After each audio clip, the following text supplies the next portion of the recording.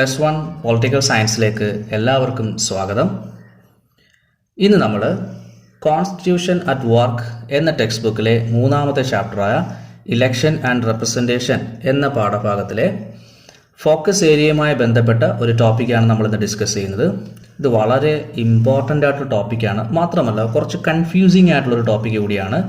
അതുകൊണ്ട് തന്നെ ഈ വീഡിയോ നിങ്ങൾ സ്കിപ്പ് ചെയ്യാതെ കാണണം.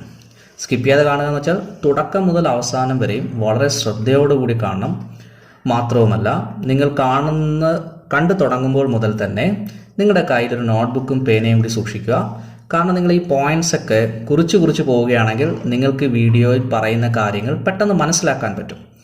ഇനി അത് മാത്രമല്ല, നിങ്ങൾക്കിപ്പോൾ എന്തെങ്കിലും ഒരു കാര്യം ഡൗട്ട് തോന്നുകയാണെങ്കിൽ ആ ഡൗട്ട് തോന്നിയ പോർഷൻ നിങ്ങൾ അവിടെ മാർക്ക് ചെയ്ത് വെച്ചിട്ട് ആ ഡൗട്ട് തോന്നിയ പോർഷൻ എനിക്ക് കമൻറ്റ് ബോക്സിൽ രേഖപ്പെടുത്തിയാൽ ഞാൻ പിന്നീട് അടുത്ത വീഡിയോയിൽ അത് എക്സ്പ്ലെയിൻ ചെയ്ത് തരുന്നതായിരിക്കും. അല്ലെങ്കിൽ നിങ്ങൾക്ക് അല്ലാതെ കമൻറ്റ് ബോക്സിലൂടെ തന്നെ അതിനെക്കുറിച്ചുള്ള മറുപടി നൽകുന്നതും ആയിരിക്കും. അപ്പോൾ നമ്മളിന്ന് ഡിസ്കസ് ചെയ്യാൻ പോകുന്ന ടോപ്പിക് എന്ന് പറയുന്നത് comparison of FPTP and PR system. ഇത് രണ്ടും ഇലക്ഷനുമായി ബന്ധപ്പെട്ട സംവിധാനങ്ങളാണ്. FPTP എന്ന് പറഞ്ഞു കഴിഞ്ഞാൽ first past the post system. PR system എന്ന് പറഞ്ഞാൽ പ്രൊപ്പോർഷണൽ റെപ്രസെൻറ്റേഷൻ സിസ്റ്റം എന്നാണ്. അപ്പോൾ ആദ്യം തന്നെ നമ്മൾ എന്താണ് FPTP എന്നും എന്താണ് പ്രൊപ്പോർഷണൽ റെപ്രസെൻറ്റേഷൻ എന്നും മനസ്സിലാക്കണം. ഓക്കെ, അപ്പോൾ എല്ലാവരും വീഡിയോ തുടക്കം മുതൽ അവസാനം വരെ വളരെ ശ്രദ്ധയോടെ തന്നെ കാണുക. നമുക്ക് ടോപ്പിക്കിലേക്ക് കടക്കാം. നമുക്ക് ആദ്യം തന്നെ FPTP ഡിസ്കസ് ചെയ്യാം. നമുക്ക് ആദ്യം എന്താണ് FPTP സിസ്റ്റം എന്ന് പഠിക്കാം. What is FPTP system? ഇതിനെ സിമ്പിൾ മെജോറിറ്റി സിസ്റ്റം എന്നും അറിയപ്പെടാറുണ്ട്. മലയാളത്തിൽ നമ്മൾ ഇതിനെ കേവല ഭൂരിപക്ഷ സമ്പ്രദായം എന്ന് പറയും. നമുക്കറിയാം FPTP എന്ന് പറയുന്നത് ഒരു ഇലക്ഷൻ സംവിധാനമാണ്. First past the post system എന്നാണ് ഇതിൻ്റെ ഫുൾ ഫോം എന്ന് പറയുന്നത്. ഇനി ഈ സംവിധാനത്തിൽ, ഈ FPTP എന്ന് പറയുന്ന സംവിധാനത്തിൽ എന്താണ് സംഭവിക്കുന്നത് എന്ന് നമുക്കൊന്ന് പരിശോധിക്കാം. അപ്പോൾ ഈ ഇലക്ഷൻ സമ്പ്രദായം അനുസരിച്ച് ഒരു രാജ്യത്തെ വിവിധ നിയോജക മണ്ഡലങ്ങളായി തിരിക്കുന്നു. ഇവിടെ ഒരു നിയോജക മണ്ഡലത്തിൽ നിന്ന് നമ്മൾ ഒരാളെ മാത്രമേ തിരഞ്ഞെടുക്കുന്നുള്ളൂ. ഓക്കെ, ഇനി എന്താണ് ഇതിൻ്റെ പ്രത്യേകത നമുക്കൊന്ന് പരിശോധിക്കാം. ഒരു നിയോജക മണ്ഡലത്തിൽ എത്ര പേർക്ക് വേണമെങ്കിലും മത്സരിക്കാം. ഓക്കെ, ഇനി ഇലക്ഷനിൽ വിജയിക്കാൻ നിശ്ചിത ശതമാനം വോട്ട് നേടണമെന്ന നിബന്ധനയില്ല, അല്ലെങ്കിൽ അങ്ങനെ ഒരു മാനദണ്ഡമില്ല. ഇനി ആരാണ് വിജയിക്കുന്നത്? ഏറ്റവും കൂടുതൽ വോട്ട് നേടുന്നയാൾ വിജയിക്കുന്നു എന്നതാണ് ഈ സിസ്റ്റത്തിൻ്റെ ഏറ്റവും വലിയൊരു പ്രത്യേകത. അതായത് ഒരു ഓട്ട മത്സരത്തിൽ ആദ്യം ഓടിയെത്തുന്നയാൾ വിജയിക്കുന്നത് പോലെയാണ് ഈ സമ്പ്രദായത്തിലും. ഓക്കെ, ഇനി നമ്മൾ നേരത്തെ തന്നെ പറഞ്ഞു, ഈ സിസ്റ്റത്തെ നമ്മൾ വിളിക്കുന്ന മറ്റൊരു പേരാണ് സിമ്പിൾ മെജോറിറ്റി വോട്ട് സിസ്റ്റം എന്ന് പറയുന്നു. ഓക്കെ, അതായത് കൂടെ മത്സരിക്കുന്ന ആളുകളെക്കാളും ഒരു വോട്ടെങ്കിലും അധികം നേടിക്കഴിഞ്ഞാൽ ആ വ്യക്തി വിജയിക്കുന്നു ഈ സംവിധാനം അനുസരിച്ച്. ഓക്കെ, ഇനി നമുക്കൊരു എക്സാമ്പിൾ പരിശോധിക്കാം. ഇപ്പം X എന്ന് പറയുന്ന ഒരു നിയോജക മണ്ഡലം, അവിടെ 4 പേര് മത്സരിക്കുകയാണ്. അപ്പം 4 പേർക്ക് നമ്മൾ ABCD എന്ന പേര് കൊടുത്തിരിക്കുകയാണ്. ABCD എന്ന 4 കാൻഡിഡേറ്റ്സ് അവിടെ മത്സരിക്കുന്നു. ഇതിൽ A മത്സരശേഷം, അതായത് ഇലക്ഷന് ശേഷം റിസൾട്ട് വന്നപ്പോൾ Aക്ക് 26% വോട്ട് ലഭിച്ചു, Bക്ക് 24% വോട്ട് ലഭിച്ചു, Cക്ക് 25%, അതുപോലെ തന്നെ Dക്ക് 25% വോട്ടുകൾ ലഭിച്ചു. സ്വാഭാവികമായിട്ടും ആരായിരിക്കും വിജയിക്കുന്നത്? 26% വോട്ടാണ് ഇതിൽ കൂടുതൽ വന്ന, അപ്പോൾ 26% വോട്ട് നേടിയ A വിജയിക്കുന്നു. പക്ഷേ ഇവിടുത്തെ ഒരു പ്രശ്നം എന്താണ്? 74% പേരും Aയ്ക്ക് എതിരായിട്ടാണ് വോട്ട് ചെയ്തത്. പക്ഷേ എന്നിട്ടും A വിജയിച്ചു, A അവരുടെ റെപ്രസെൻറ്റേറ്റീവായി മാറുന്നു എന്നത് ഈ സിസ്റ്റത്തിൻ്റെ തന്നെ ഒരു പോരായ്മയാണ്. ഇനി നമുക്ക് ഈ സിസ്റ്റത്തിൻ്റെ പോരായ്മ മനസ്സിലാക്കുവാൻ വേണ്ടി നമ്മുടെ രാജ്യത്തെ കാര്യം തന്നെ നോക്കാം. ഓക്കെ, ഇനി നമ്മുടെ രാജ്യത്ത് ലോക്സഭ, സംസ്ഥാന നിയമസഭ, പഞ്ചായത്ത്, മുനിസിപ്പാലിറ്റി തുടങ്ങിയ തിരഞ്ഞെടുപ്പുകൾ എല്ലാം തന്നെ നമ്മൾ ഉപയോഗിക്കുന്ന ഇലക്ഷൻ സംവിധാനം എന്ന് പറയുന്നത് FPTP ആണ്. നമുക്ക് 2019 ലോക്സഭ ഇലക്ഷൻ എടുത്ത് നമുക്കൊന്ന് പരിശോധിക്കാം. ഇവിടെ നമ്മൾ കമ്പയർ ചെയ്യുന്നത് ഈ 2019 ലോക്സഭ ഇലക്ഷൻ്റെ റിസൾട്ട് വന്നതിന് ശേഷം 2 പൊളിറ്റിക്കൽ പാർട്ടികൾ നേടിയ വോട്ടിംഗ് പെർസെൻറ്റേജും അവർക്ക് ലഭിച്ച സീറ്റുകൾ മാത്രമാണ് നമ്മളൊന്ന് കമ്പയർ ചെയ്യുന്നത്. അതിനുവേണ്ടി ഞാൻ BJPയും INCയും മാത്രമാണ് എടുക്കുന്നത്. 2019 ലോക്സഭ ഇലക്ഷന് BJP നേടിയ വോട്ടിംഗ് പെർസെൻറ്റേജ് എന്ന് പറയുന്നത് 37%. 37% വോട്ടുകളാണ് BJP നേടിയത്. അവർക്ക് ലഭിച്ച ലോക്സഭ സീറ്റ് എന്ന് പറയുന്നത് 303 സീറ്റാണ്. നമ്മൾ ഇന്ത്യൻ നാഷണൽ കോൺഗ്രസിനെ എടുത്ത് പരിശോധിക്കുമ്പോൾ ഇന്ത്യൻ നാഷണൽ കോൺഗ്രസിൻ്റെ വോട്ടിംഗ് പെർസെൻറ്റേജ് എന്ന് പറയുന്നത് 20%. അവർക്ക് ലഭിച്ച ലോക്സഭാ സീറ്റ് എന്ന് പറയുന്നത് വെറും 52 സീറ്റാണ്. നിങ്ങളൊന്ന് നോക്കിയേ, അതായത് 37%-ൻ്റെ പകുതിയിൽ കൂടുതൽ വരും 20% എന്ന് പറയുന്നത്. എന്നാൽ 303-ൻ്റെ പകുതി പോലും സീറ്റുകൾ കോൺഗ്രസ് പാർട്ടിക്ക് അല്ലെങ്കിൽ ഇന്ത്യൻ നാഷണൽ കോൺഗ്രസിന് നേടാൻ സാധിച്ചില്ല. ഇതിൽ നിന്ന് നമുക്ക് എന്ത് മനസ്സിലാക്കാൻ സാധിക്കും? ഈ സിസ്റ്റം അനുസരിച്ച് FPTP സിസ്റ്റത്തിലെ ഒരു പോരായ്മ എന്ന് പറയുന്നത് ഒരു പാർട്ടിക്ക് ലഭിക്കുന്ന വോട്ടിംഗ് പെർസെൻറ്റേജും ആ പാർട്ടിക്ക് തന്നെ ലഭിക്കുന്ന സീറ്റുകളുടെ എണ്ണവും തമ്മിൽ യാതൊരു തരത്തിലുമുള്ള അനുപാതവും ഉണ്ടായിരിക്കത്തില്ല. അതിൻ്റെ അർത്ഥം there is no mathematical exactness between the percentage of vote and number of seat. അപ്പോൾ ഇത് ഈ സിസ്റ്റത്തിൻ്റെ ഒരു വലിയ പോരായ്മ തന്നെയാണ്. ഓക്കെ, ഇതാണ് FPTP സിസ്റ്റം എന്ന് പറയുന്നത്. ഇനി നമുക്ക് പരിശോധിക്കേണ്ടത് രണ്ടാമത്തെ ഇലക്ഷൻ സംവിധാനമായ പ്രൊപ്പോർഷണൽ റെപ്രസെൻറ്റേഷൻ സിസ്റ്റത്തെക്കുറിച്ചാണ്. അതായത് ആനുപാതിക പ്രാതിനിധ്യ സംവിധാനത്തെക്കുറിച്ചാണ് ഇനി നമ്മൾ പരിശോധിക്കാൻ പോകുന്നത്. അപ്പോൾ ഇവിടെ നമുക്ക് ആ വേർഡിൽ നിന്ന് തന്നെ തുടങ്ങാം. പ്രൊപ്പോർഷണൽ എന്താണ്? ഈ പ്രൊപ്പോർഷണൽ എന്ന് വെച്ചാൽ അർത്ഥമാക്കുന്നത് എന്താണ്? ഒന്നുമില്ല, പ്രൊപ്പോർഷണൽ മീൻസ് ഇൻ പ്രൊപ്പോർഷൻ എന്നതാണ്. അതായത് ആനുപാതികം എന്നതുകൊണ്ട് അർത്ഥമാക്കുന്നത് അനുപാതത്തിലായിരിക്കുക എന്നതാണ്. ഇവിടെ എന്തൊക്കെ തമ്മിലാണ് അനുപാതത്തിലായിരിക്കേണ്ടത്? അതായത് ഇവിടെ എന്തൊക്കെ തമ്മിലാണ് അനുപാതത്തിലായിരിക്കേണ്ടത് എന്ന് ചോദിച്ചു കഴിഞ്ഞാൽ, ഒരു പാർട്ടിക്ക് ലഭിക്കുന്ന വോട്ടും അതേ പാർട്ടിക്ക് തന്നെ ലഭിക്കുന്ന സീറ്റും തമ്മിലാണ് അനുപാതത്തിലായിരിക്കേണ്ടത്. ഓക്കെ, അതായത് in this system a party gets same proportion of seats according to the proportion of votes. അതായത് ഫോർ എക്സാമ്പിൾ ആയിട്ട് പറയുകയാണെന്നുണ്ടെങ്കിൽ, ഇപ്പോൾ A എന്ന് പറയുന്ന പാർട്ടിക്ക് ഇലക്ഷനിൽ 26% വോട്ട് ലഭിച്ചാൽ നിയമസഭയിലെ 26% സീറ്റും ആ പാർട്ടിക്ക് തന്നെ ലഭിക്കും. ഓക്കെ, അതാണ് ഈ പ്രൊപ്പോർഷനേറ്റ് റെപ്രസെൻറ്റേറ്റീവ് സിസ്റ്റത്തിൻ്റെ ഒരു സവിശേഷത എന്ന് പറയുന്നത്. ഓക്കെ, ഇനി നമുക്ക് ഈ സംവിധാനത്തിൻ്റെ മറ്റ് പ്രത്യേകതകൾ എന്താണെന്ന് കൂടി നമുക്കൊന്ന് പരിശോധിക്കാം. ഇനി നമുക്ക് ഒന്നാമതായിട്ട് പറയാം, ഇവിടെ ഒരു നിയോജക മണ്ഡലത്തിൽ നിന്നും ഒന്നിലധികം ആളുകളെ തിരഞ്ഞെടുക്കുന്നു. അതുകൊണ്ട് തന്നെ ഇത്തരം നിയോജക മണ്ഡലങ്ങളെ നമുക്ക് മൾട്ടി മെമ്പർ കോൺസ്റ്റിറ്റ്യുവൻസി എന്ന് വിളിക്കാം. ഓക്കെ, അപ്പോൾ ഇവിടെ നമ്മൾ എന്താണ് ചെയ്യുന്നത്? ഒരു നിയോജക മണ്ഡലത്തിൽ തന്നെ ഒന്നിലധികം ആളുകളെ തിരഞ്ഞെടുക്കേണ്ടതായിട്ട് വരുന്നു. അപ്പോൾ ഇവിടെ നമുക്കൊരു മറ്റൊരു കാര്യം കൂടി മനസ്സിലാക്കാൻ സാധിക്കുന്നു. അതാണ് രണ്ടാമത്തെ പോയിന്റ്. എന്താണ് നമ്മൾ മനസ്സിലാക്കിയ കാര്യം? നിയോജക മണ്ഡലത്തിൻ്റെ വലിപ്പം കൂടുതലായിരിക്കും. ഒന്നിലധികം ആളുകളെ തിരഞ്ഞെടുക്കണമെന്നുണ്ടെങ്കിൽ അത് സ്വാഭാവികമായിട്ടും വലിയ നിയോജക മണ്ഡലങ്ങളായിരിക്കും. അപ്പോൾ രണ്ടാമത്തെ പോയിന്റ് എന്ന് പറയുന്നത് നിയോജക മണ്ഡലത്തിൻ്റെ വലിപ്പം കൂടുതലായിരിക്കും. മൂന്നാമതായിട്ട് നമുക്ക് പറയാം, ചിലപ്പോൾ ഒരു രാജ്യം തന്നെ മൊത്തത്തിൽ ഒരൊറ്റ നിയോജക മണ്ഡലമായിരിക്കും. ഓക്കെ, ഒരു രാജ്യം തന്നെ ഒരു നിയോജക മണ്ഡലമായി മാറാം. ഓക്കെ, ഇത്രയുമാണ് ഈ സിസ്റ്റത്തിൻ്റെ മറ്റ് പ്രത്യേകതകൾ. ഇനി നമുക്ക് PR സിസ്റ്റത്തിലെ തെരഞ്ഞെടുപ്പ് രീതികളെ കുറിച്ചൊന്ന് മനസ്സിലാക്കാം. PR സിസ്റ്റത്തിൽ തന്നെ 2 തരം തെരഞ്ഞെടുപ്പ് രീതികളാണുള്ളത്.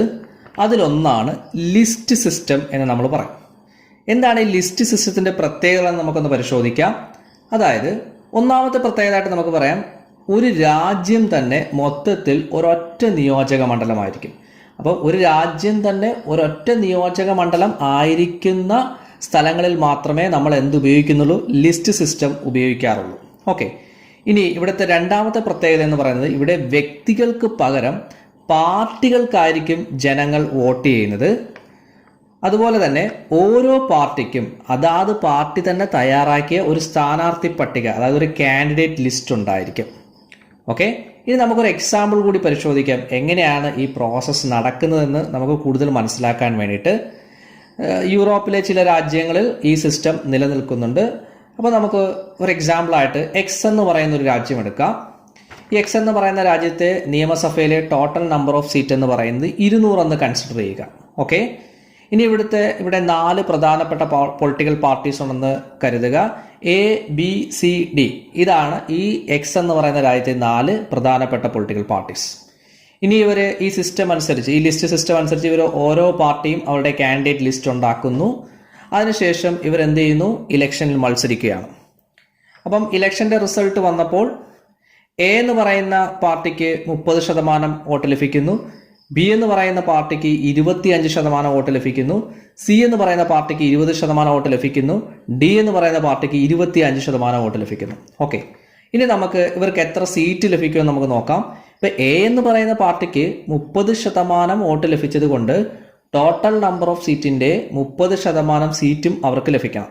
ഓക്കെ, അപ്പോൾ ഇവിടെ ടോട്ടൽ നമ്പർ ഓഫ് സീറ്റ് എത്രയാണ്? 200. അപ്പോൾ 200ന്റെ 30% എന്ന് പറയുന്നത് 60. അപ്പോൾ എ എന്ന് പറയുന്ന പാർട്ടിക്ക് 60 സീറ്റിന് അവർ എലിജിബിൾ ആണ്. ഓക്കെ, അപ്പോൾ എക്ക് 60 സീറ്റ് കിട്ടുന്നു. അതിനാണ് ബിക്ക് എത്ര സീറ്റ് കിട്ടും? ബിക്ക് ലഭിച്ച വോട്ടിംഗ് ശതമാനം എന്ന് പറയുന്നത് 25 ആണ്. അപ്പോൾ ടോട്ടൽ നമ്പർ ഓഫ് സീറ്റിൻ്റെ 25% സീറ്റുകൾ ഇവർക്കും എലിജിബിൾ ആണ്. അങ്ങനെയാണെന്നുണ്ടെങ്കിൽ ബിക്ക് 50 സീറ്റ് കിട്ടുന്നു, സിക്ക് 40 സീറ്റ് കിട്ടുന്നു, ഡിക്കും 50 സീറ്റ് ലഭിക്കുന്നു. അപ്പോൾ ഇതിൽ നിന്ന് നമുക്ക് എന്ത് മനസ്സിലാക്കാൻ പറ്റും? ഇവിടെ ഓരോ പാർട്ടിക്കും ലഭിച്ച വോട്ടിംഗ് പെർസെൻറ്റേജും അവർക്ക് ലഭിച്ച സീറ്റുകളുടെ ശതമാനവും ഈക്വൽ ആണ്. ഇവിടെ ഒരു മാത്തമാറ്റിക്കൽ എക്സാക്ട്നെസ് ഉണ്ട് എന്ന് നമുക്ക് മനസ്സിലാക്കാൻ സാധിക്കും. ഓക്കെ, അടുത്തതായി നമുക്ക് ഹെയർ സിസ്റ്റം എന്താണെന്ന് പരിശോധിക്കാം. തോമസ് ഹെയർ എന്ന ഇംഗ്ലീഷ് ഫിലോസഫറാണ് ഈ സിസ്റ്റത്തിൻ്റെ വക്താവ്. അദ്ദേഹത്തിൻ്റെ തന്നെ 1881 പുറത്തിറങ്ങിയ മെഷീനറി ഓഫ് റെപ്രസെൻറ്റേഷൻ എന്ന പുസ്തകത്തിൽ ഈ സിസ്റ്റത്തെക്കുറിച്ച് പ്രതിപാദിക്കുന്നുണ്ട്. എന്താണ് ഹെയർ സിസ്റ്റത്തിലേക്ക് വരുമ്പോൾ എന്തൊക്കെ പ്രത്യേകതകളാണ് എന്ന് നമുക്കൊന്ന് പരിശോധിക്കാം. നമ്മൾ നേരത്തെ പറഞ്ഞു, ഒരു രാജ്യത്ത് ഒരു കോൺസ്റ്റിറ്റ്യുവൻസി മാത്രമേ ഉള്ളെങ്കിൽ, ഒരു നിയോജക മണ്ഡലം മാത്രമേ ഉള്ളെങ്കിലാണ് നമ്മൾ ലിസ്റ്റ് സിസ്റ്റം ഉപയോഗിക്കുന്നത്. ഓക്കെ, ഇനി ഇവിടുത്തെ പ്രത്യേകത എന്ന് പറയുന്നത്, ഇവിടെ ഒരു രാജ്യത്ത് ഒന്നിലധികം നിയോജക മണ്ഡലങ്ങൾ ഉണ്ടായിരിക്കും. ഇനി അതുപോലെ തന്നെ ഒരു നിയോജക മണ്ഡലത്തിൽ നിന്നും 2 അതിലധികമോ ആളുകളെ നമ്മൾ തിരഞ്ഞെടുക്കുന്നു. ഇവിടെ ഒരു സ്ഥാനാർത്ഥിക്ക് വിജയിക്കണമെന്നുണ്ടെങ്കിൽ ഒരു നിശ്ചിത എണ്ണം വോട്ട് നേടിയിരിക്കണം. ആ നിശ്ചിത അളവ് വോട്ടിനെ നമ്മൾ കോട്ട എന്നാണ് പറയുന്നത്. അപ്പോൾ ഈ കോട്ട കംപ്ലീറ്റ് ചെയ്യുന്നവർ മാത്രമാണ് ഒരു നിയോജക മണ്ഡലത്തിൽ നിന്നും ജയിക്കുന്നത്. ഇപ്പോൾ ഒരു നിയോജക മണ്ഡലത്തിൽ ഇപ്പോൾ 4 സീറ്റുകൾ അനുവദിക്കാം, 5 സീറ്റുകൾ അനുവദിക്കാം, 6 സീറ്റുകൾ അനുവദിക്കാം, ചിലപ്പോൾ 2 സീറ്റ് അനുവദിക്കാം, ചിലപ്പോൾ 3 സീറ്റ് അനുവദിക്കാം. അപ്പോൾ എത്ര സീറ്റാണോ ഒരു നിയോജക മണ്ഡലത്തിന് അനുവദിച്ചിരിക്കുന്നത് അത്രയും ആളുകളെ നമുക്ക് അവിടെ നിന്ന് വിജയിപ്പിക്കാൻ സാധിക്കും. ഓക്കെ, അപ്പോൾ ആ നിയോജക മണ്ഡലത്തിൽ ഒരാൾക്ക് വിജയിക്കണമെന്നുണ്ടെങ്കിൽ അയാൾ ഒരു നിശ്ചിത അളവ് വോട്ട് നേടിയിരിക്കണം. ആ വോട്ടിനെയാണ് നമ്മൾ കോട്ട എന്ന് പറയുന്നത്. ഇനി കോട്ട തന്നെ 2 തരത്തിലുണ്ട്, അല്ലെങ്കിൽ 2 തരത്തിൽ നമ്മൾ കോട്ട ഫിക്സ് ചെയ്യാറുണ്ട്. ഓക്കെ, 2 തരത്തിലാണ് കോട്ട ഫിക്സ് ചെയ്യുന്നത്. ഒന്നിനെ നമ്മൾ സിമ്പിൾ കോട്ട എന്ന് പറയുന്നു, രണ്ടാമത്തേനെ നമ്മൾ ഡ്രൂഫ്സ് കോട്ട എന്ന് പറയുന്നു. ഇനി ഈ 2 കോട്ടകൾ കണ്ടുപിടിക്കുന്നതിനും 2 തരത്തിലുള്ള മാത്തമാറ്റിക്കൽ ഫോർമുല ഉണ്ട്. നമുക്ക് ആദ്യം സിമ്പിൾ കോട്ട കണ്ടുപിടിക്കുന്ന ഫോർമുല നമുക്ക് നോക്കാം. ഇപ്പോൾ സിമ്പിൾ കോട്ട കണ്ടുപിടിക്കുന്ന ഫോർമുല എങ്ങനെയാണ്? Total number of valid votes cast, അതായത് ആകെ രേഖപ്പെടുത്തിയ വോട്ടുകൾ നമ്മൾ ന്യൂമറേറ്ററായിട്ട് എഴുതുന്നു. അതിനുശേഷം നമ്മൾ എന്ത് ചെയ്യുന്നു? Divided by total number of seat, ആകെ സീറ്റുകളുടെ എണ്ണം, ആ നിയോജക മണ്ഡലത്തിലെ ആകെ സീറ്റുകളുടെ എണ്ണം. അപ്പോൾ ആകെ രേഖപ്പെടുത്തിയ വോട്ടുകളുടെ എണ്ണത്തെ നമ്മൾ ടോട്ടൽ നമ്പർ ഓഫ് സീറ്റ് അല്ലെങ്കിൽ ആകെ സീറ്റുകളുടെ എണ്ണം കൊണ്ട് ഭാഗിക്കുമ്പോൾ എന്താണോ നമുക്ക് ഹരണഫലം അല്ലെങ്കിൽ കോഷ്യന്റ് ലഭിക്കുന്നത് അതാണ് സിമ്പിൾ കോട്ട എന്ന് പറയുന്നത്. ഇത് വളരെ സിമ്പിൾ ആയിട്ടുള്ളൊരു മാത്തമാറ്റിക്കൽ ഫോർമുല കൂടിയാണ്. ഓക്കെ, ഇനി ഡ്രൂഫ് കോട്ട. ഇനി നമുക്ക് അപ്പം നമുക്കൊരു സിമ്പിൾ കോട്ടയ്ക്ക് ഒരു എക്സാമ്പിൾ പറയുകയാണെന്നുണ്ടെങ്കിൽ, ഇപ്പോൾ ഒരു നിയോജക മണ്ഡലത്തിൽ ആകെ അനുവദിച്ചിരിക്കുന്ന സീറ്റ് 2 ആണെന്നിരിക്കട്ടെ. അതിൻ്റെ അർത്ഥം അവിടെ 2 സ്ഥാനാർത്ഥികളാണ് നമുക്ക് ആ നിയോജക മണ്ഡലത്തിൽ നിന്ന് നമുക്ക് ലഭിക്കേണ്ടത്. ഓക്കെ, 2 റെപ്രസെൻറ്റേറ്റീവ്സിനെ നമുക്ക് അവിടെ നിന്ന് ലഭിക്കണം. ഇനി അവിടെ ഇലക്ഷനിൽ 5 പേർ മത്സരിച്ചു എന്നിരിക്കട്ടെ. 5 പേരാണ് അവിടെ ഇലക്ഷനിൽ മത്സരിച്ചത്. നമുക്ക് 2 ആളുകളെയാണ്, 2 റെപ്രസെൻറ്റേറ്റീവ്സിനെ നമുക്ക് അവിടെ നിന്ന് വേണ്ടത്. ആകെ പോൾ ചെയ്ത വോട്ട് 1000 എന്നിരിക്കട്ടെ. ആകെ പോൾ ചെയ്ത വോട്ട് എത്രയാണ്? 1000 ആണ്. ഓക്കെ, ഇനി 1000 വോട്ട് രേഖപ്പെടുത്തി. അപ്പോൾ 2 സീറ്റുകൾ മാത്രമേ ഉള്ളൂ. അപ്പോൾ നമ്മൾ ഈ ഇക്വേഷൻ അനുസരിച്ച് കോട്ട കണ്ടുപിടിക്കുന്നത് വളരെ എളുപ്പമാണ്. അപ്പോൾ നമ്മൾ ആദ്യം എന്ത് ചെയ്യുന്നു? Total number of valid vote cast, അതായത് ആകെ രേഖപ്പെടുത്തിയ വോട്ടുകളുടെ എണ്ണം നമ്മൾ മുകളിൽ എഴുതുന്നു. എത്രയാണത്? 1000 എന്ന് എഴുതുന്നു. അതിനെ നമ്മൾ എന്ത് ചെയ്യുന്നു? ടോട്ടൽ നമ്പർ ഓഫ് സീറ്റ് കൊണ്ട് ഡിവൈഡ് ചെയ്യുന്നു, 2 കൊണ്ട് ഡിവൈഡ് ചെയ്യുന്നു. അപ്പോൾ നമുക്ക് 1000നെ 2 കൊണ്ട് ഡിവൈഡ് ചെയ്യുമ്പോൾ 500 എന്ന് കിട്ടുന്നു. അപ്പോൾ 500 ആണ് അവിടുത്തെ കോട്ട. അപ്പോൾ ആ നിയോജക മണ്ഡലത്തിൽ മത്സരിക്കുന്ന ഒരു കാൻഡിഡേറ്റിന് 500 വോട്ട് ലഭിച്ചാൽ അയാൾ വിജയമായി പ്രഖ്യാപിക്കുന്നു. ഇതാണ് സിമ്പിൾ കോട്ട എന്ന് പറയുന്നത്. ഇതിൻ്റെ മാത്തമാറ്റിക്കൽ ഫോർമുലയും വളരെ സിമ്പിളാണ്. ഇനി രണ്ടാമത്തെയാണ് ഡ്രൂഫ് കോട്ട. ഡ്രൂഫ് കോട്ട എവിടെയാണ് അപ്ലൈ ചെയ്യുന്നത് നമുക്കൊന്ന് നോക്കാം. ഡ്രൂഫ് കോട്ട അപ്ലൈ ചെയ്യുന്നത് എപ്പോഴും ഒരു നിയോജക മണ്ഡലത്തിൽ നിന്നും 3 അതിലധികം ആളുകളെ, അതായത് 3-ലധികം ആളുകളെ തിരഞ്ഞെടുക്കപ്പെടേണ്ടതായിട്ട് വരുമ്പോഴാണ് നമ്മൾ ഡ്രൂഫ് കോട്ട അപ്ലൈ ചെയ്യുന്നത്. ഡ്രൂഫ് കോട്ടയുടെ ഫോർമുല, മാത്തമാറ്റിക്കൽ ഫോർമുല നമുക്കൊന്ന് പരിശോധിക്കാം. അവിടെ total number of valid vote cast, ആകെ രേഖപ്പെടുത്തിയ വോട്ടുകളുടെ എണ്ണത്തെ നമ്മൾ എന്തുകൊണ്ട് ഡിവൈഡ് ചെയ്യുന്നു? Total number of seats plus 1, അതായത് ആകെ സീറ്റുകളുടെ എണ്ണം അധികം 1 കൊണ്ട് ഡിവൈഡ് ചെയ്യുന്നു. അപ്പോൾ ആ ഡിവൈഡ് ചെയ്യുമ്പോൾ കിട്ടുന്ന ഹരണഫലത്തിൻ്റെ കൂടെ +1 കൂടി നമ്മൾ ആഡ് ചെയ്യുന്നു. അങ്ങനെ ആഡ് ചെയ്യുമ്പോൾ എന്താണോ കിട്ടുന്നത് ആ കിട്ടുന്ന നമ്പറാണ് ഡ്രൂഫ് കോട്ട എന്ന് പറയുന്നത്. അല്ലെങ്കിൽ അവിടെ ഒരു സ്ഥാനാർത്ഥിക്ക് വിജയിക്കാൻ വേണ്ടുന്ന മിനിമം നമ്പർ ഓഫ് വോട്ട്സ്, അല്ലെങ്കിൽ ഒരു സ്ഥാനാർത്ഥിക്ക് വിജയിക്കാൻ വേണ്ടുന്ന കോട്ട എന്ന് പറയുന്നത്. ഒരു എക്സാമ്പിൾ നമ്മൾ പരിശോധിക്കുകയാണെങ്കിൽ, ഇപ്പോൾ അവിടെ total number of valid votes cast, അത് ആകെ രേഖപ്പെടുത്തിയ വോട്ടുകളുടെ എണ്ണം 1000 എന്നിരിക്കട്ടെ. അപ്പോൾ ടോട്ടൽ നമ്പർ ഓഫ് സീറ്റ് 4 ആണെന്നിരിക്കട്ടെ. നമുക്ക് ഇക്വേഷനിലേക്ക് ഇടാം. അപ്പോൾ നമ്മൾ 1000 മുകളിൽ എഴുതുന്നു, divided by total number of seat എഴുതുന്നു, 4 എഴുതുന്നു, +1 എഴുതുന്നു. ഓക്കെ, ഇനി ഇതിൻ്റെ കൂടെ വീണ്ടും നമ്മളൊരു +1 ആഡ് ചെയ്യുന്നു. ഓക്കെ, അപ്പം 1000 ഡിവൈഡഡ് ബൈ 4 + 1 എന്താകുന്നു? 5 ആവുന്നു. അപ്പോൾ 1000 ഡിവൈഡഡ് ബൈ 5 +1. അപ്പോൾ 1000 ഡിവൈഡഡ് ബൈ 5 എത്ര കിട്ടും? 200 കിട്ടുന്നു. 200ൻ്റെ കൂടെ നമ്മൾ 1 കൂട്ടുമ്പോൾ 201 കിട്ടുന്നു. അപ്പോൾ 201 ആണ് ഡ്രൂഫ് കോട്ട അനുസരിച്ചുള്ള കോട്ട എന്ന് പറയുന്നത്. അപ്പോൾ 201 വോട്ട് ആ നിയോജക മണ്ഡലത്തിലെ ഒരു കാൻഡിഡേറ്റ്, ഒരു സ്ഥാനാർത്ഥി നേടിയാൽ അയാൾ വിജയിയായി മാറുന്നു. ഓക്കെ, എന്തുകൊണ്ടാണ് നമ്മൾ ഡ്രൂഫ് കോട്ട എന്ന് പറഞ്ഞ ഈ സിസ്റ്റം ഉപയോഗിക്കുന്നത് ചോദിച്ചു കഴിഞ്ഞാൽ, കൂടുതൽ ആളുകൾ മത്സരിക്കുന്നിടത്ത് വോട്ടിൻ്റെ കണക്കിൽ കൂടുതൽ കൃത്യത കൊണ്ടുവരാനാണ് നമ്മൾ ഈ ഒരു മെത്തേഡ് കൊണ്ടുവന്നത്. അപ്പോൾ ഇതാണ് ഡ്രൂഫ് കോട്ട എന്ന് പറയുന്നത്. ഇനി നമുക്ക് ഈ സിസ്റ്റത്തിന്റെ, ഹെയർ സിസ്റ്റത്തിന്റെ മറ്റ് സവിശേഷതകൾ എന്താണെന്ന് നമുക്കൊന്ന് പരിശോധിക്കാം. ഹെയർ സിസ്റ്റത്തിന്റെ മറ്റ് സവിശേഷതകൾ എന്താണെന്ന് നമുക്ക് നോക്കാം. മറ്റൊരു സവിശേഷതയാണ് സിംഗിൾ ട്രാൻസ്ഫറബിൾ വോട്ട് സിസ്റ്റം, അതായത് കൈമാറ്റം ചെയ്യാവുന്ന വോട്ടിംഗ് സിസ്റ്റം എന്നാണ് അതിൻ്റെ അർത്ഥം. ഇവിടെ ഇതുകൊണ്ട് അർത്ഥമാക്കുന്നതേ ഉള്ളൂ, a person's vote can be transferred to other competing candidates. Okay, അതായത് ഒരു സ്ഥാനാർത്ഥിയുടെ വോട്ട് കൂടെ മത്സരിക്കുന്ന മറ്റ് സ്ഥാനാർത്ഥികൾക്ക് ട്രാൻസ്ഫർ ചെയ്ത് കൊടുക്കാം, കൈമാറ്റം ചെയ്യാം. ഏത് സാഹചര്യത്തിലാണ് കൈമാറ്റം ചെയ്യപ്പെടുന്നത് കൂടി നമ്മളൊന്ന് പരിശോധിക്കണം. നമ്മൾ നേരത്തെ പറഞ്ഞു, ഒരു കാൻഡിഡേറ്റിന് വിജയിക്കണമെന്നുണ്ടെങ്കിൽ കോട്ട കംപ്ലീറ്റ് ചെയ്യണം. ഓക്കെ, അപ്പോൾ നമ്മൾ ഇലക്ഷൻ കഴിഞ്ഞതിന് ശേഷം റിസൾട്ട് നോക്കുമ്പോൾ ഏതെങ്കിലും കാൻഡിഡേറ്റിന് കോട്ട കഴിഞ്ഞും വോട്ട് ലഭിച്ചിട്ടുണ്ടെങ്കിൽ ആ കോട്ട കഴിഞ്ഞ് ലഭിച്ച വോട്ടുകൾ അദ്ദേഹത്തിനോട് ഒപ്പം നിൽക്കുന്ന, അതായത് തൊട്ടടുത്ത് നിൽക്കുന്ന കോട്ട കംപ്ലീറ്റ് ചെയ്യാനുള്ള കാൻഡിഡേറ്റ്സിന് വേണമെങ്കിൽ ആ വോട്ട് ട്രാൻസ്ഫർ ചെയ്ത് കൊടുക്കാം. ഇത് ഒരു കണ്ടീഷൻ. രണ്ടാമത്തെ കണ്ടീഷൻ എന്ന് പറയുന്നത്, ഇപ്പോൾ ഇലക്ഷൻ കഴിഞ്ഞ് റിസൾട്ട് എണ്ണുമ്പോൾ അല്ലെ റിസൾട്ട് പരിശോധിക്കുമ്പോൾ ഏറ്റവും കുറച്ച് മാത്രം വോട്ട് ലഭിച്ച കാൻഡിഡേറ്റ്സ് ഉണ്ടെങ്കിൽ അവരുടെ വോട്ടുകൾ, എന്നുവെച്ചാൽ അവരെ ഏറ്റവും കുറച്ച് വോട്ട് ലഭിക്കുന്ന കാൻഡിഡേറ്റ്സിനെ ഈ സിസ്റ്റം അനുസരിച്ച് എലിമിനേറ്റ് ചെയ്യപ്പെടും. അപ്പോൾ അങ്ങനെ എലിമിനേറ്റ് ചെയ്യപ്പെടുന്ന സ്ഥാനാർത്ഥികളുടെ വോട്ടുകൾ വേണമെങ്കിലും എന്ത് ചെയ്യാം, ഏതെങ്കിലും ഒരാൾക്ക് ഇപ്പം കോട്ട കംപ്ലീറ്റ് ചെയ്യാനായിട്ട് 1 or 2 അല്ലെങ്കിൽ കുറച്ച് വോട്ടുകളുടെ മാത്രം വ്യത്യാസമേ ഉള്ളെങ്കിൽ അവർക്ക് ഇതെന്ത് ചെയ്ത് കൊടുക്കാം, ട്രാൻസ്ഫർ ചെയ്ത് കൊടുക്കുക. അപ്പോൾ ഇങ്ങനെയുള്ളൊരു സിസ്റ്റത്തെ ആണ് നമ്മൾ എന്ത് വിളിക്കുന്നത്, സിംഗിൾ ട്രാൻസ്ഫറബിൾ വോട്ട് സിസ്റ്റം എന്ന് പറയുന്നത്, അതായത് കൈമാറ്റം ചെയ്യാവുന്ന വോട്ടിംഗ് സമ്പ്രദായം. ഓക്കെ, ഇനി രണ്ടാമത്തെ ഒരു ഫീച്ചേഴ്സാണ്, അല്ലെങ്കിൽ മറ്റൊരു ഫീച്ചേഴ്സാണ് one effective vote and marking of preferences. അതായത് എല്ലാവർക്കും ഒരു വോട്ടുണ്ട്, അതോടൊപ്പം തന്നെ അവർക്ക് എന്ത് ചെയ്യാൻ, മറ്റ് സ്ഥാനാർത്ഥികൾക്ക്, ഇപ്പോൾ ഇവർക്ക് ഒരു കാൻഡിഡേറ്റിന് വേണ്ടി വോട്ട് ചെയ്യാം, അതോടൊപ്പം തന്നെ മറ്റ് സ്ഥാനാർത്ഥികൾക്ക് നമുക്ക് എന്ത് ചെയ്യാം, മുൻഗണന രേഖപ്പെടുത്താം. ആക്ച്വലി ഇവിടെ ചെയ്യുന്നത്, ഈ സിസ്റ്റം അനുസരിച്ച് നമ്മൾ എല്ലാവർക്കും പ്രിഫറൻസ് ആണ് കൊടുക്കുന്നത്, അല്ലെങ്കിൽ മുൻഗണനയാണ് കൊടുക്കുന്നത്. നമ്മുടെ ഒന്നാമത്തെ മുൻഗണനയാണ് എപ്പോഴും, അല്ലെങ്കിൽ നമ്മുടെ ഫസ്റ്റ് പ്രിഫറൻസിനെയാണ് എപ്പോഴും നമ്മൾ വോട്ടായി കണക്കാക്കപ്പെടുന്നത്. ഞാനൊരു എക്സാമ്പിൾ കാണിക്കാം. ഈ എക്സാമ്പിൾ കണ്ടു കഴിയുമ്പോൾ നിങ്ങൾക്ക് ഇതിനെക്കുറിച്ച് കൂടുതൽ കാര്യം ക്ലിയറായി മനസ്സിലാവും. ഓക്കെ, ഇപ്പോൾ ഞാനിപ്പം ഒരു നമ്മുടെ എക്സ് എന്ന് പറയുന്ന ഒരു നിയോജക മണ്ഡലം. ആ നിയോജക മണ്ഡലത്തിൽ നിന്ന് നമുക്ക് 4 സീറ്റുകളാണ് അനുവദിച്ചിട്ടുള്ളത്. അതിൻ്റെ അർത്ഥം എന്താണ്? നമുക്ക് 4 കാൻഡിഡേറ്റ്സിനെ അല്ലെങ്കിൽ 4 റെപ്രസെൻറ്റേറ്റീവ്സിനെ നമുക്ക് അവിടെ നിന്ന് തിരഞ്ഞെടുക്കണം. ഓക്കെ, അപ്പോൾ ഇവിടെ 6 പേരാണ് മത്സരിക്കുന്നത്. ABCDEF എന്ന് പറയുന്ന 6 പേര് മത്സരിക്കുന്നു.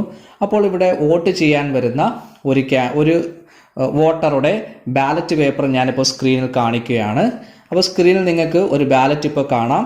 അതിൽ അവിടെ മത്സരിക്കുന്ന 6 പേരുടെ പേരുകളും കാണാൻ സാധിക്കുന്നു. ABCDEF എന്ന് പറഞ്ഞ പേര് കാണാം.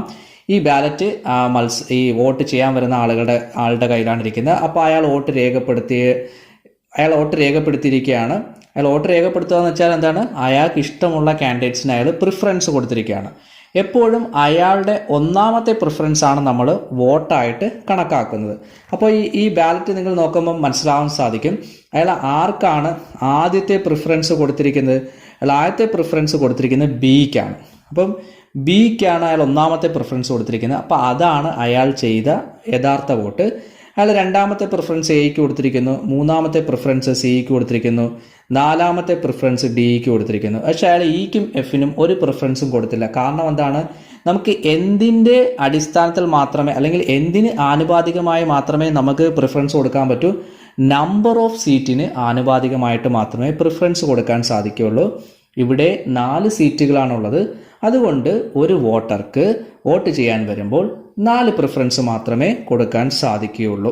ഓക്കെ, ഇനി ഇലക്ഷൻ കഴിഞ്ഞപ്പോൾ ടോട്ടൽ ബാലറ്റുകൾ എണ്ണി നോക്കിയപ്പോൾ 100 ബാലറ്റുകളാണ് ഉണ്ടായിരുന്നത്. അതിൻ്റെ അർത്ഥം എന്താണ്? ആകെ രേഖപ്പെടുത്തിയ വോട്ടുകളുടെ എണ്ണം 100 എന്നാണ്. ഓക്കെ, അപ്പോൾ നമുക്ക് ആകെ രേഖപ്പെടുത്തിയ വോട്ടുകളുടെ എണ്ണം ലഭിച്ചു, 100 കിട്ടി. ടോട്ടൽ നമ്പർ ഓഫ് സീറ്റും ഉണ്ട് 4 എന്നുള്ളത്. ഇനി നമുക്ക് എന്ത് ചെയ്യാം? കോട്ട ഫിക്സ് ചെയ്യാം. ഇവിടെ 4 പേരെയാണ് നമുക്ക് തിരഞ്ഞെടുക്കേണ്ടത്. മത്സരിച്ചവരുടെ എണ്ണം 6 ആണ്. അപ്പം നമുക്കിവിടെ ഏത് സിസ്റ്റമാണ് ഉപയോഗിക്കേണ്ടത്? ഡ്രൂഫ് കോട്ട സിസ്റ്റമാണ് ഉപയോഗിക്കേണ്ടത്. അപ്പോൾ നമുക്ക് ഡ്രൂഫ് കോട്ട സിസ്റ്റം അനുസരിച്ച് നമ്മൾ കോട്ട ഫിക്സ് ചെയ്യുന്നത് എങ്ങനെയാണ്? ആദ്യം നമ്മൾ ആകെ രേഖപ്പെടുത്തിയ വോട്ടുകളുടെ എണ്ണം മുകളിൽ എഴുതുന്നു, 100 എന്ന് എഴുതുന്നു. അതിൻ്റെ താഴെയായിട്ട് എന്ത് ചെയ്യുന്നു? ആകെ സീറ്റുകളുടെ എണ്ണം 4 എഴുതുന്നു, +1. ഓക്കെ, എഴുതിയതിന് ശേഷം ഇതിൻ്റെ മൊത്തത്തിൽ എന്ത് ചെയ്യുന്നു? +1 കൊണ്ട് കൂട്ടുന്നു. ഓക്കെ, അതിനുശേഷം നമ്മൾ ഒന്നുകൂടി എഴുതുന്നു. അപ്പം 100 ഡിവൈഡഡ് ബൈ 4 + 1 5 ആണ്. ഓക്കെ, +1. ഓക്കെ, അപ്പോൾ നമുക്ക് എന്ത് കിട്ടുന്നു? 100 ഡിവൈഡഡ് ബൈ 5 എന്ന് പറയുമ്പോൾ 20 കിട്ടുന്നു. അപ്പോൾ 20 + 1 21. അപ്പോൾ നമുക്ക് ഡ്രൂഫ് കോട്ട സിസ്റ്റം അനുസരിച്ച് നമുക്ക് കോട്ട എത്ര കിട്ടുന്നു? 21 എന്ന് ലഭിക്കുന്നു. അതിൻ്റെ അർത്ഥം എന്താണ്? ഒരു സ്ഥാനാർത്ഥിക്ക് 21 വോട്ട് ലഭിച്ചാൽ അയാൾ വിജയിയായി പ്രഖ്യാപിക്കുന്നു. ഇനി നമുക്ക് റിസൾട്ട് പരിശോധിക്കാം. അത് ഓരോ കാൻഡിഡേറ്റ്സിനും എത്ര വോട്ട് ലഭിച്ചു എന്ന് നമുക്കൊന്ന് നോക്കാം.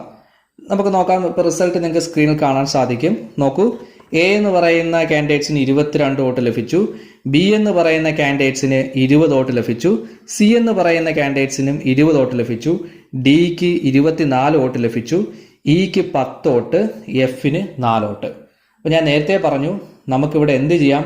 വോട്ട് ട്രാൻസ്ഫർ ചെയ്യാം, കൈമാറ്റം ചെയ്യപ്പെടാമെന്ന് നമ്മൾ പറഞ്ഞു. പിന്നെ ഞാൻ വേറൊരു കാര്യം കൂടി പറഞ്ഞു. എന്താണ്? ഏറ്റവും കുറച്ച് വോട്ട് ലഭിക്കുന്ന കാൻഡിഡേറ്റ്സിനെ എന്ത് ചെയ്യും? എലിമിനേറ്റ് ചെയ്യപ്പെടും. ഓക്കെ, അതായത് ആ ലിസ്റ്റിൽ നിന്ന് തന്നെ ഒഴിവാക്കപ്പെടും, കാൻഡിഡേറ്റ്സ് ലിസ്റ്റിൽ നിന്ന് ഒഴിവാക്കപ്പെടും. അങ്ങനെ നോക്കുവാണെങ്കിൽ നമ്മൾ ഇവിടെ നിന്ന് പരിശോധിച്ച് ഇവിടെ ആരൊക്കെയാണ് മിനിമം കോട്ട അല്ലെങ്കിൽ കോട്ട നേടി എലിജിബിൾ ആയിട്ടുള്ള ആരൊക്കെയാണ്?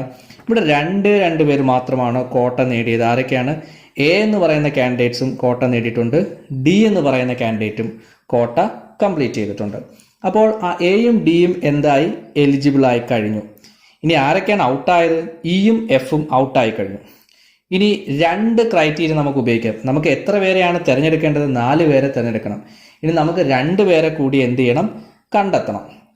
ഈ 2 പേരെ കണ്ടെത്താൻ നമുക്ക് 2 രീതിയാണ് ഉപയോഗിക്കുന്നത്. ഒന്നുകിൽ എന്ത് ചെയ്യാം? ഇവരുടെ സെക്കൻഡ് പ്രിഫറൻസ് വോട്ട് കൗണ്ട് ചെയ്യാം എന്നതാണ് അടുത്ത method.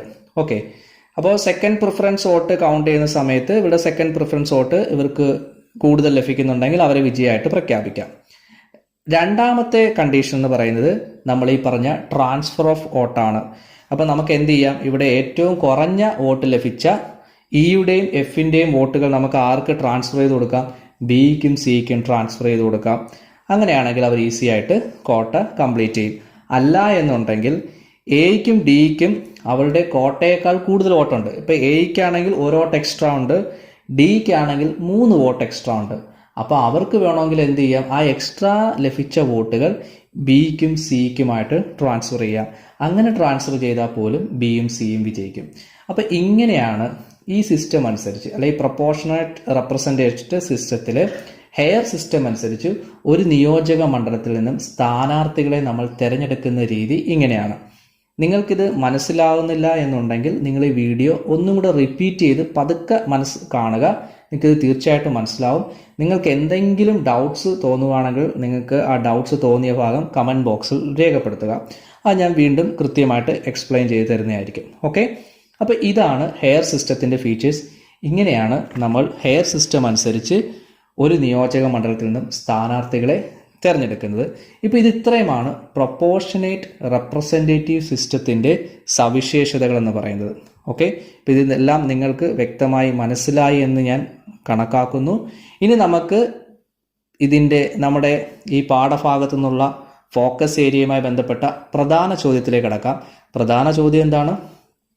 Differentiate between FPTP and PR system.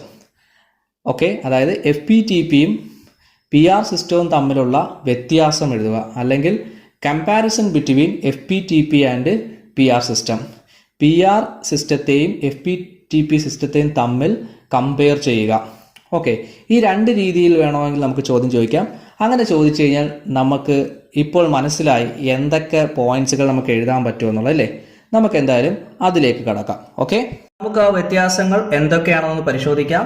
സ്ക്രീനിൽ നിങ്ങൾക്ക് പ്രധാനപ്പെട്ട പോയിന്റ്സുകൾ കാണാൻ സാധിക്കും. വൺ സൈഡിൽ FPTP എന്നും അതർ സൈഡിൽ PR സിസ്റ്റം എന്നും നിങ്ങൾക്ക് കാണാൻ സാധിക്കും.